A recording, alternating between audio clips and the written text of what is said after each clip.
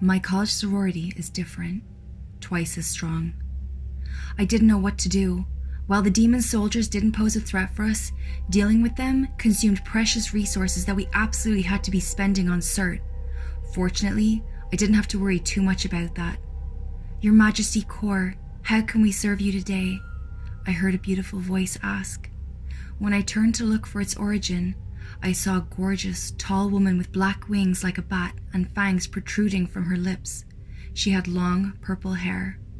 Behind her stood a few hundreds of similar figures. I knew the word Kor referred to me. That's how Persephone was called before being kidnapped by Hades, meaning the maid. They looked a lot like Dreamcatcher, so I assumed they were all succubi. "You came to help me?" I asked, both relieved and incredulous. "Of course, Your Majesty. It's an honor to fight beside the Queen of the Underworld. We are Aishiths. An Aishith is one of the most powerful female demons. In Christian mythology, Aishith Senumine is the princess of Kleepot, which is pretty much the ensemble of all evil forces.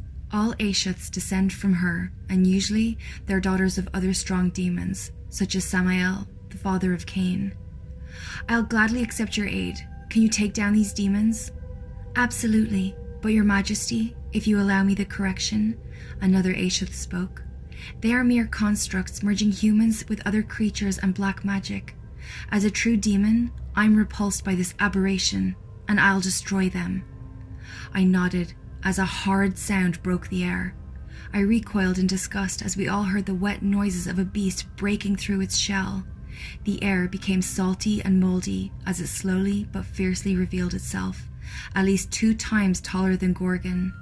It had 7 deformed human heads with 10 horns each and the mouths of lions, the body of a giant leopard, and standing on 8 bear paws, with a putrid smell of decaying algae and fish. It was nothing less than the first beast of Revelation. It felt like the time stopped while it roared, cruel and thirsty for our hot blood. No one moved or casted anything, not even Cert. "Let me correct my comrade." The leader of the Aishiths was the first one to recover. "If Your Majesty borrows us that sword, we might have a chance against this one." I threw the sword to my new vassal and lightly tapped my Pegasus with my feet, racing towards the Cert that murdered my Lilith. I couldn't think of anything but destruction and vengeance. I created a dozen spheres of mercury and exploded them all over him. Despite being a god, his eyes, nose, and mouth let out a gush of blood, and he fell to his knees. Following my lead, Red Dragon started aiming at the other Cert's eyes. Blinded, they would have a harder time finding the portal back to Earth. "We are so close," I allowed myself to think. I shouldn't. The prostrated Cert said a word I didn't comprehend and disappeared. "Where the fuck is he?" I asked. "He might have used invisibility magic," Red Dragon replied, not stopping for a single second. "That woman could shoot over 100 arrows in a single minute." "Jeanne!" I yelled. "On it," she replied, then started chanting a different spell. "True seeing." As she rotated her body to look for him, Cert used a sickle-like arm to attack her from behind and blind her. Jeanne screamed in pain as her punctured eye bled profusely. It took us a while to understand that, while invisible, Cert had moved closer to her, anticipating what she would do. He disappeared again. It was clear that this one was the original Cert from this timeline, and by far the strongest one. He was able to lethally wound Lilith after all. Half my brain despaired, while the other half frantically tried to think. What would she do? How could I protect all my sisters? Both tactically and emotionally, I just couldn't afford losing anyone else. Just a few weeks earlier, we were 13 sisters. Now twins, Dreamcatcher, Menhunter, Nature, Multiplier, and Master were dead. We had to be twice as strong each, I thought, and an idea started to take shape. "I might be able to do something," Troyfall announced, noticing how concerned I was. She jumped from my Pegasus like it was nothing. "Joan, catch me!" Jeanne, who was keeping herself mid-air with her wings, instinctively extended her arms and grabbed Troyfall. I knew that Multiplier had taught her stabilization magic when she decided to sacrifice. Troyfall was the most apt sister for casting protection and healing spells, so she was able to learn it after a lot of practice. Jeanne's only weakness was that she couldn't heal herself, So with a stabilization spell, she could at least not be removed from the combat.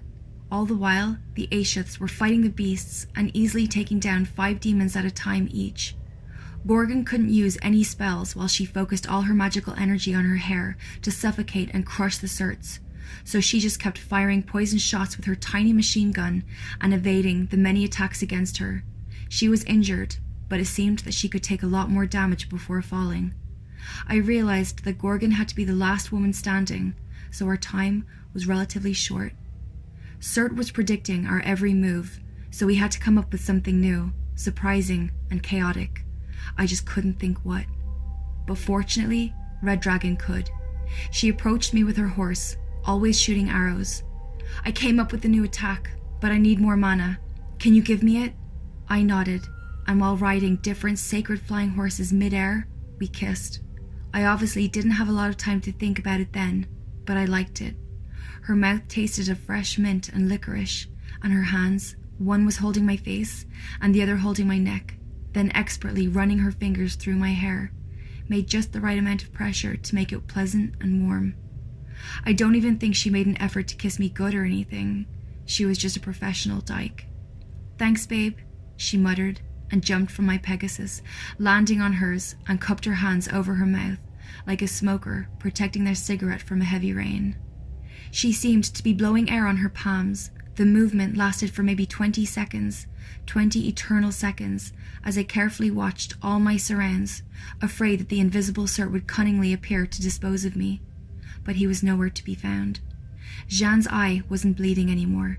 Troyfall was recasting protection magic on Gorgon, and half the Aishiths were fighting against the gargantuan beast with all their might, while the other half wiped away minor demons by the thousands. So far, so good, except that Lilith showed no signs of resurrecting. When Red Dragon finished casting her strange spell, she spit a little rock on a seemingly random point of the battlefield. For a whole second, nothing happened. Then an explosion like none I've seen before filled the air, right where she did it. A giant ball of fire, almost as tall as Gorgon. Inside it, the flames were licking a silhouette. It was the invisible Surt. Red Dragon's blast made a number on him. He had been fully hit by it and was fuming, barely able to cast anything and regenerate. Seeing such a sorry figure, I knew in my heart that I was born for that moment, born to finish him. Brimming with confidence, I casted a rain of magical bullets. Each little orb of mana was like a dagger, piercing and irresistible. His magical barrier stopped maybe 3 of them, a puny amount of damage averted, and he fell, prone and lifeless. Everything was still for a while, even the apocalyptic beast. Then we knew that we were closer than ever to victory, because considering that the 2 inside Steno and Euriley's hair were done for, we had just one more Surt to go.